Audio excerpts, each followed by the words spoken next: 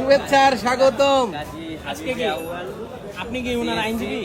ওনার আইনজীবী হিসাবে আমরা বিমান বাতিল হাবিব আউয়াল উনি গণতন্ত্র রক্ষা করেছেন, নির্বাচনে কোনো কারচুপি হয় নাই এবং গণতন্ত্র রক্ষা করেছেন। এদেশের জনগণ সেটা নির্বাচিত প্রত্যক্ষ পরোক্ষভাবে নির্বাচনে অংশগ্রহণ করে এবং যেখানে দেখেছেন নিরপেক্ষ নির্বাচন হওয়াতেই 63 জন স্বতন্ত্র এমপি নির্বাচিত হয়েছিলেন।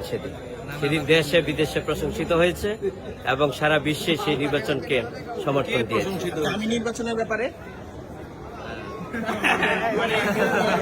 আমি নির্বাচনটা যে হলো সেটাতে কাজী হাবিবুল আওয়ালের কি ধরনের ভূমিকা ছিল? আপনি ওই নির্বাচন দেখেছেন, ছিলেন তখন? দেখেন, নিরপেক্ষ যদি নির্বাচন নাই হতো তাহলে আওয়ামী লীগকে পরাজিত করে 63 জন স্বতন্ত্র নির্দলীয় যারা সদস্য নির্বাচিত হয়েছে। এতে বোঝাই যায় যে